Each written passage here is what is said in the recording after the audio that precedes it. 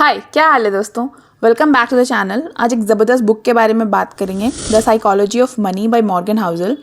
अब अगर आप सोच रहे हो कि ये टिपिकल फाइनेंस बुक होने वाली है तो रुक जाओ, क्योंकि ये बुक एकदम डिफरेंट है। ये सिर्फ पैसे कमाने के टिप्स नहीं दे रही, ये समझाती है कि हम पैसे के बारे में कैसे सोचते हैं और हमारे फाइनेंशियल चॉइसेस को हमारे इमोशंस कैसे इन्फ्लुएंस करते हैं। सो अगर आपने सोचा था कि फाइनेंस बुक्स बोरिंग होती है तो ये आपके लिए एक आई ओपनर हो सकती है। द साइकोलॉजी ऑफ मनी एक टिपिकल फाइनेंस बुक नहीं है। ये बुक पैसे की थ्योरी को समझने से ज़्यादा हमारे बिहेवियर को समझने की कोशिश करती है। हाउसल ये बताते हैं कि पैसे का गेम सिर्फ नंबर्स का नहीं है। जैसे आप कितना कमा रहे हो, किस तरह इन्वेस्ट कर रहे हो, ये सब मैटर करता है। लेकिन सबसे इम्पॉर्टेंट चीज़ ये है कि हम अपने पैसे के डिसीजंस कैसे लेते हैं, क्योंकि जब हम पैसे के बारे में सोचते हैं तो हम सिर्फ लॉजिक का इस्तेमाल नहीं करते, इमोशंस भी इन्वॉल्व होती है। आपने कभी ऐसा मोमेंट एक्सपीरियंस किया है? बैंक अकाउंट देखते हो, फिर एक प्रोडक्ट का ऐड देखा और एक सेकंड में सोचना शुरू कर देते हो, ये मुझे ज़रूर चाहिए। पता नहीं क्यों हमें लगता है कि जब हम कुछ खरीदते हैं तो हम खुश हो जाएंगे, पर जब वो चीज़ घर आती है तो हम सिर्फ एक चीज़ देखते हैं, डस्ट, धूल जो उस चीज़ के ऊपर लगी होती है। हाउसल का ये कहना है कि हमें अपने इमोशंस को समझना पड़ेगा, क्योंकि पैसे के डिसीजंस हमारे फीलिंग्स को रिफ्लेक्ट करते हैं, ना कि बस लॉजिक को। चलिए अब बात करते हैं कुछ की इनसाइट्स की जो इस बुक में है और जो मुझे सबसे ज़्यादा इम्पैक्ट कर गई। पहली बात जो हाउसल ने बताई और जो मैं भी स्ट्रांगली बिलीव करती हूँ वो ये है, wealth is what you don't see. हम जो वेल्थ देखते हैं वो अक्सर बहुत मिसलीडिंग होती है। जब आपको किसी के पास high end car, designer clothes या एक्सपेंसिव एक्सेसरीज दिखते हैं तो आप सोचते हैं कि वो पर्सन रिच है, लेकिन असली वेल्थ वो है जो आप देख नहीं सकते, जो एसेट्स लोगों को दिखाई नहीं देते। आपके सेविंग्स, आपके इन्वेस्टमेंट्स और वो चीज़ें जो आपने टाइम के साथ बिल्ड की हैं।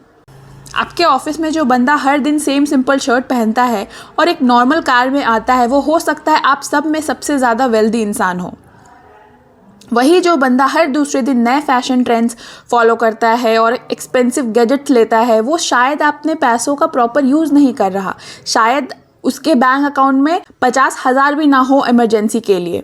हाउसल की बात यह है कि रियल वेल्थ आपको दिखाई नहीं देती। वेल्थ को समझना ये है कि आपका पैसा किस डायरेक्शन में ग्रो कर रहा है, ना कि वो कितना स्पेंड हो रहा है। और एक ये बहुत इंपॉर्टेंट पॉइंट है दोस्तों कि आप जितना स्पेंड कर रहे हैं, कोई इंसान अगर बहुत ज़्यादा स्पेंड कर रहा है, इसका ये मतलब नहीं है कि वो बहुत अमीर इंसान है। जिस बंदे के पास कितना पैसा है, कितना उसके पास वेल्थ है इकट्ठा, कि अगर लाइफ में कोई इमरजेंसी सिचुएशन आ जाए या उसके लाइफ में उसको कुछ रैंडम डिसीजंस लेना पड़े, तो उसके पास कितने पैसे हैं, वो कितने फ्रीली होकर के अपने लाइफ डिसीजंस ले सकता है उस पॉइंट ऑफ टाइम पे, वो एक सही तरीका है वेल्थ मेजर करने का। मैं अपनी बात बताऊं, एक टाइम था जब मैं अभी अपने इमोशंस के साथ पैसे खर्च कर रही थी। एक बार मैंने अपने आप से कहा, यार थोड़ा अपने लिए कुछ स्पेशल खरीदना चाहिए, और फिर एक नया गैजेट खरीद दिया। लगता था कि मैं खुश हो जाऊंगी, लेकिन एक महीने बाद वो गैजेट सिर्फ डस्ट कलेक्ट कर रहा था और मैंने रियलाइज़ किया कि मैंने अपना पैसा किस चीज़ पर वेस्ट किया था। ये सब इमोशनल डिसीजन मेकिंग था। हाउसल कहते हैं कि ये जो हम इम्पल्सिव डिसीजंस लेते हैं, ये एक्चुअली हमारे इमोशंस को रिफ्लेक्ट करती है, ना कि लॉजिकल प्लानिंग को। वो डिसीजन जो मैंने लिया वो मेरे इमोशंस के इन्फ्लुएंस में था, ना कि प्रैक्टिकल नीड्स के। अब बात करते हैं एक और इम्पॉर्टेंट कॉन्सेप्ट की जो हाउसल डिस्कस करते हैं, लॉन्ग टर्म थिंकिंग। हाउसल कहते हैं कि अगर आप वेल्थ बिल्ड करना चाहते हो तो आपको शॉर्ट टर्म काफ़ी इग्नोर करना पड़ेगा और लॉन्ग टर्म पे फोकस करना पड़ेगा। Patience is the key. Wealth build करने का सिंपल फॉर्मूला है, शुरू करो, इन्वेस्ट करो और फिर वेट करो। कंपाउंडिंग की पावर को समझना बहुत ज़रूरी है। अगर आप एक प्लांट लगाते हो तो वो आप एकदम से ग्रो नहीं कर सकते ना, वैसे ही वेल्थ को भी ग्रो करने के लिए टाइम चाहिए होता है। आपको अपने डिसीजंस पेशेंटली लेकर अपने पैसे को ग्रो करने का वक्त देना पड़ता है। हाउसल कह रहे हैं कि जो लोग अर्ली इन्वेस्ट करते हैं या लॉन्ग टर्म सोच के अपना पैसा मैनेज करते हैं, उनकी वेल्थ टाइम के साथ एक्सपोनेंशियली ग्रो होती है। यही रियल वेल्थ है, कंपाउंड ग्रोथ, पेशेंस और लॉन्ग टर्म थिंकिंग। और अगर आपको इन्वेस्टिंग के बारे में जानना है, इन्वेस्टिंग के बारे में और अगर आपको इन्वेस्टिंग सीखनी है, आपको इन्वेस्टिंग के बारे में नहीं आइडिया है, तो आप अंकुर वारिको के चैनल पे जाके सीख सकते हो। उन्होंने इन्वेस्टिंग के बारे में काफ़ी डिटेल्ड इन्फॉर्मेशन दिया है अपने चैनल पे। उन्होंने काफ़ी डेडिकेटेड वीडियोस बनाए हैं जिससे आप सीख सकते हो कि कितने तरीके के इन्वेस्टमेंट प्लेटफॉर्म्स होते हैं, कौन कौन से रूट्स होते हैं जिससे आप इन्वेस्ट कर सकते हो, कौन कौन सा जगह पे आप इन्वेस्ट कर सकते हो। आपको लार्ज कैप आपके एज के हिसाब से सही है, मिड कैप सही है, स्मॉल कैप सही है। आप ये सब उनके चैनल पर जाके काफ़ी डिटेल में सीख सकते हो। एक और टॉपिक जो हाउसहोल्ड डिस्कस करते हैं वो है लक और रिस्क। हम जनरली सक्सेसफुल लोगों को देखते हैं और सोचते हैं कि उन्होंने अपनी मेहनत से सब कुछ अचीव किया, लेकिन ट्रुथ ये है कि लक का भी बहुत बड़ा रोल होता है। आपने अपनी लाइफ में कुछ ऐसे डिसीजन लिए हैं जो लकी थे, या आपने कोई रिस्क लिया और वो काम कर गया। ये सब कभी कभी लक के कारण होता है। एग्जाम्पल के लिए इलॉन मस्क को ही ले लो।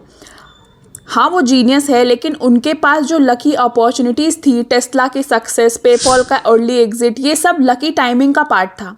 जब आप एक एंटरप्रेन्योर होते हो तो आपको लक का फैक्टर भी समझना पड़ेगा। रिस्क का भी अपना रोल है। कभी कभी आप जो रिस्की डिसीजंस लेते हो वो फेल हो जाते हैं, पर हाउसहोल्ड ये कह रहे हैं कि ये दोनों लक और रिस्क हमेशा हमारे फाइनेंशियल डिसीजंस में इन्वॉल्व होते हैं। ये दोनों एस्पेक्ट्स को समझना ज़रूरी है क्योंकि ये हमें बैलेंस सिखाती है। चलिए अब कुछ प्रैक्टिकल टेकअवेज लेते हैं। सबसे पहली बात, don't live beyond your means. ये सबसे बेसिक और इम्पॉर्टेंट लेसन है। आप जितना कमा रहे हो वो ज़रूरी नहीं कि आप उतना ही खर्च करें। अपनी लाइफस्टाइल को अपने इनकम के अकॉर्डिंग एडजस्ट करो। अगर आप थोड़ा सेव कर पा रहे हो और लॉन्ग टर्म इन्वेस्टिंग की तरफ जा रहे हो तो वो आपके लिए ज़्यादा बेनिफिशियल होगा। दूसरा टेक अवे, अपने गोल्स को समझना। What do you want? अपनी फाइनेंशियल हैप्पीनेस को अपने टर्म्स पर बिल्ड करो। अगर आपको एक कंफर्टेबल लाइफ चाहिए और फैंसी कार नहीं चाहिए तो उसी डायरेक्शन में अपने पैसे इन्वेस्ट करो। दोस्तों, इस बुक का एक बड़ा लेसन ये है कि पैसे का गेम सिर्फ नंबर्स का नहीं है, ये हमारे चॉइसेस, हैबिट्स और माइंडसेट पर डिपेंड करता है। जब आप पैसे को समझना शुरू करते हो तो आप अपने फ्यूचर को बिल्ड करना शुरू करते हो। सो ये बुक हर किसी को पढ़नी चाहिए, चाहे आप अपनी फाइनेंशियल प्लानिंग को बेटर करना चाहते हो या सिर्फ अपने पैसे के डिसीजंस को समझना चाहते हो। अगर आपको ये वीडियो अच्छी लगी तो लाइक करो, सब्सक्राइब करो और बेल आइकन दबाओ। अपने थॉट्स नीचे कमेंट सेक्शन में लिखना मत भूलना। मिलते हैं नेक्स्ट वीडियो में। और हाँ, अगर आपने कभी इन्वेस्ट किया है या नहीं किया है और किसने किस एज में इन्वेस्ट करना शुरू किया है, ये मुझे कमेंट करके ज़रूर बताओ। मैं डेफिनेटली जानना चाहूँगी आप लोगों से। और मिलते हैं नेक्स्ट वीडियो में। Don't forget to be smart with your money. Okay, bye, good night.